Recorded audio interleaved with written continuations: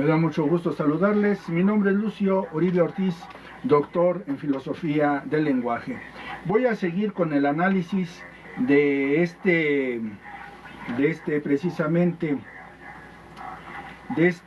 estos dos o cuatro versículos, precisamente Mateo 10, 1 al 4. Y llamando a sus 12 discípulos, les confirió poder sobre espíritus inmundos para expulsarlos y para curar toda clase de enfermedades y dolencias. Nombres de los 12 apóstoles: el primero, Simón, apodado Pedro, y Andrés, su hermano, Jacobo, de Zebedeo, y su hermano Juan. Sigo con este, que es Felipe.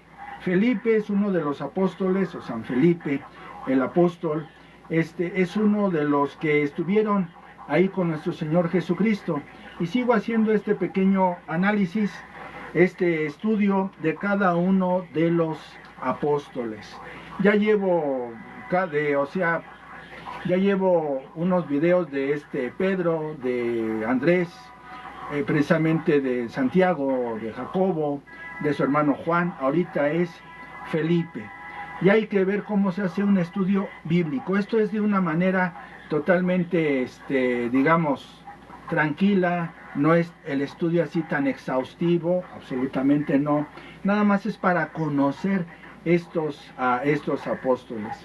Porque para hacer un estudio bíblico, pues sí se requieren a veces años que se requiere para hacer nada más de un solo versículo, de una sola palabra, se requieren años para hacer su estudio. Bien, entonces voy a leer acerca de Felipe, en griego Filipos, que significa ama los caballos. Uno de los 12, Mateo 10:3, lo acabo de leer. Hechos 1:13, de Betsaida, que siguió a Jesús después de presentarle a Natanael. Juan 1:43-46. Los evangelios lo mencionan con ocasión de la multiplicación de los panes. Juan 6:5-7, y como intermediario entre Jesús y los paganos. Nada se sabe de su apostolado. No se sabe absolutamente nada de su apostolado, de este apóstol San Felipe. Que lo más seguro, es que haya, fallecido en la primera persecución.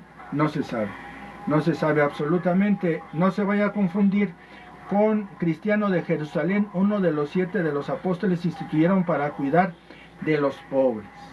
Esa es otra situación, precisamente porque se tiene que ver diácono. Yo estoy hablando precisamente de este Felipe el apóstol. ¿Cuál es el motivo de que no se sepa? Pues comenzaron enseguida a perseguirlos. No se crean que pasaron nada más unos añitos y ya no. Luego los comenzaron a perseguir, primeramente los judíos. Ellos fueron los primeros que comenzaron esta persecución, y después los romanos, porque los confundían con que eran judíos y que era de un movimiento celota precisamente, o inclusive hasta se llegaron a mencionar que eran unos sicarios o de otra religión y que iban contra el imperio. Entonces, pues no se sabe mucho de Felipe, pero fue uno de los 12 apóstoles, y que precisamente hizo su apostolado. No se sabe si de una largamente, no se sabe. Aquí yo me baso en este diccionario precisamente, y ya. Entonces no hay que confundir esta situación, porque es Cristiano de Jerusalén, uno de los 7 de los 12 apóstoles instituyeron para cuidar de los pobres. También se llama evangelista. Predicó con éxito en Samaria, donde ganó para los cristianos a Simón el Mago, entre otros. En el camino de Jerusalén a Gaza convirtió al camarero de la reina de Etiopía. Predicó en Azoto y alrededores. Se estableció más tarde en Cesarea, donde recibió a Pablo, que se dirigía por primera vez a Jerusalén. Felipe tenía 4 hijas solteras que eran profetisas. La tradición lo confunde a menudo con Felipe el apóstol. Vuelvo a reiterar, no hay más datos acerca de este Felipe, nada más para que ustedes no se... Yo lo leí todo el artículo, lo leí porque inclusive hay también, lo acabo de ver, precisamente aquí creo que están... A ver, déjenme ver porque lo acabo de ver. Aquí lo acabo de ver precisamente, no creo que fue otra idea, pero bueno, déjenme avanzar un poquito más. No hay más, no hay más. Entonces, no hay que confundirlo, ¿no? Felipe, como dice aquí, la tradición lo confunde a menudo con Felipe el apóstol. Entonces, no hay que confundirlo. Ahí está un Felipe, porque dice Felipe ir a diáconos. Y lo leo, ¿no? Es Hechos 6, 5 y siguientes. Vamos a ver, rapidísimo, para salir de esta duda. Es Hechos 6, ¿qué me dice? 6, 5. 6, 5, rápido lo leo. Y luego toco una pieza al terminar. Y ya con esto concluyo este en vivo, que lo voy a subir a Estudios Bíblicos. Bien, 6.5. Dice 6.5, lo voy a leer, 6. Dice, los 7 diáconos. Por entonces, al aumentar el número de los discípulos, empezaron los de la lengua griega a murmurar contra los de la lengua hebrea, porque sus viudas quedaban desatendidas en el servicio cotidiano. Los 12 convocaron a todos los discípulos y les dijeron, no es justo que nosotros descuidemos la palabra de Dios para servir a la mesa. Por tanto, hermanos, designad 7 hombres de los vuestros respetados, dotados del espíritu y la prudencia, y los encargaremos de esa tarea. Nosotros nos dedicaremos a la oración y al ministerio de la palabra. Aprobaron todos la propuesta y eligieron a Esteban, hombre lleno de fe y espíritu, a Felipe, Prócoro, Nicanor, Timón, Parmenas y Nicolás, prosélito de Antioquía. Se los presentaron a los apóstoles, oraron y les impusieron las manos. El mensaje de Dios se difundía en Jerusalén, crecía mucho el número de los discípulos y muchos sacerdotes abrazaban la fe. Bien, ahí está la situación de que no hay que confundir al apóstol Felipe con este Felipe el diácono. Bien, entonces para que no haya ninguna duda, y yo reitero, imposición de manos. Imposición de manos es importante para que haya una sucesión apostólica, o un empeño, o un, bueno, no empeño, sino más que todo, una, sí, valga la redundancia, sucesión, que sigan los sacerdotes. Es importante imposición de manos, no autodenominarse, no, eso no. Entonces, ahí está claro, y no se sabe más, nada se sabe de su apostolado. Todavía en este tiempo que buscaron a los diáconos y demás, estaban los 12, pero la persecución fue fuerte, bastante fuerte. Hago un pequeño comentario. Precisamente nos preguntaba el maestro de Apocalipsis, nos preguntaba cuál era lo que se estaba viviendo, si Hechos de los Apóstoles o Apocalipsis. Entonces se hacían comentarios cuando yo estaba estudiando el ámbito juánico, absolutamente el ámbito juánico.